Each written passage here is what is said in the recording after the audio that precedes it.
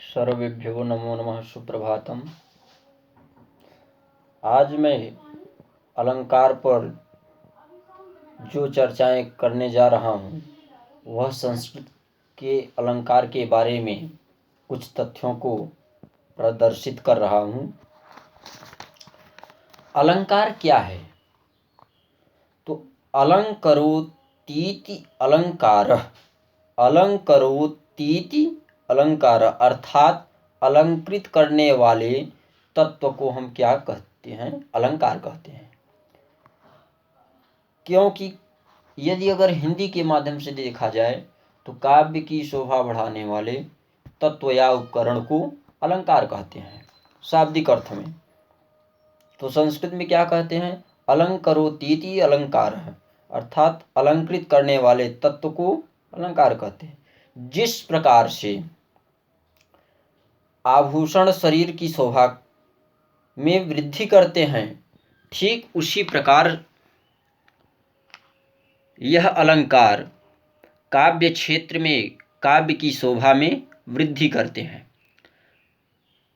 तो काव्य की शोभा बढ़ाने वाले ये अलंकार तीन प्रकार के होते हैं। तो सबसे पहला क्या है? शब्दालंकार, अर्थालंकार और उभयालंकार। शब्दालंकार क्या है? जहाँ पर शब्दों के कारण चमत्कार उत्पन्न होता है वहाँ पर शब्दालंकार होता है। अर्थालंकार, जहाँ पर अर्थों के कारण चमत्कार उत्पन्न हो वहाँ पर अर्थालंकार होता है। अब है उभया अलंकार। अब उभया अलंकार में हम अर्थालंकार और शब्दालंकार की शोभा को देखते हुए, शब्द और अर्थ दोनों की आभा को देखते हुए हम उभया अलंकार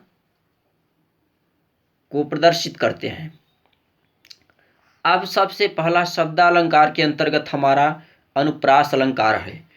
तो अनुप्रास अलंकार की परिभाषा आपको बता दे रहे हैं कि अनुप्रासः शब्द साम्यम वैषम्ये अपि स्वरस्य यत्। अनुप्रासः शब्द साम्य वैषम्ये अपि स्वरस्य यत् अर्थात जहाँ पर वर्ण या अक्षरों की आवृत्ति, जहाँ पर वर्ण या अक्षरों की आवृत्ति बार बार हो वहाँ पर अनुप्रास अलंकार होता है। जैसे वहन्ति वर्षति, वहन्ति वर्षन्ति, नदन्ति भाति, ध्यायन्ति नित्यन्ति समाश्वसन्ति, नद्यो घनामत्तगजावनान्ताः, प्रिया विहीनाः शिखिनः प्लवंगमाः।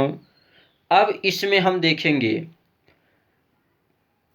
कि इस पद्य के पहले दो चरण में अनुप्रास अलंकार है हमारा, और अनुप्रास अलंकार जब है तो यह सुंदरता का प्रयोग है।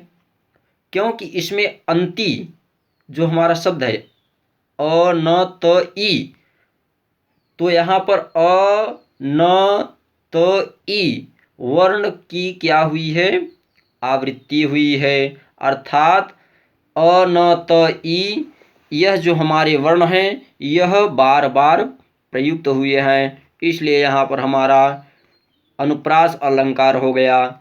अब हम देखेंगे यमक अलंकार। तो यमक अलंकार की परिभाषा क्या है? सत्यर्थे पृथगर्थायाः स्वर व्यंजन संहते, क्रमेण तैनेवावृत्तिर्यमकं विनिगद्यते। अर्थात वर्ण समूह की उसी क्रम से आवृत्ति को यमक कहते हैं। अर्थात पुनरावृत्ति वाला वर्ण समुदाय या तो भिन्नार्थ हो, अर्थात भिन्न अर्थ हो उसका, या तो फिर निरर्थक हो या पूर्णतः निरर्थक हो। जैसे कि मैं जो श्लोक बोल रहा हूँ तो इसमें आपको यमक अलंकार अवश्य मिलेगा। क्यों? देखिए, प्रकृत्या हिमकोशाढ्यो दूरसूर्यश्च साम्प्रतं, यथार्थनामा स्वयक्तं हिमवान हिमवान गिरिः। अर्थात हिमवान जो हमारा वर्ण है, समूह है, तो वह उसी क्रम से उसकी पुनरावृत्ति हुई है और पुनरावृत्ति वाला यह वर्ण समूह भिन्नार्थक है, अतः यहाँ पर यमक अलंकार है। अब जैसे अनुप्रास अलंकार में एक और भी हम उदाहरण दर्शा सकते हैं, जो अभी मैंने बताया कि वहंती वर्षंती नदंती भांति। यह जो श्लोक है, यह तो इसमें तो अनुप्रास अलंकार है ही, लेकिन एक और इसी अनुप्रास अलंकार का आप एक उदाहरण देखिए अभिज्ञान शाकुंतलम से या दूतवाक्यम से देखिए।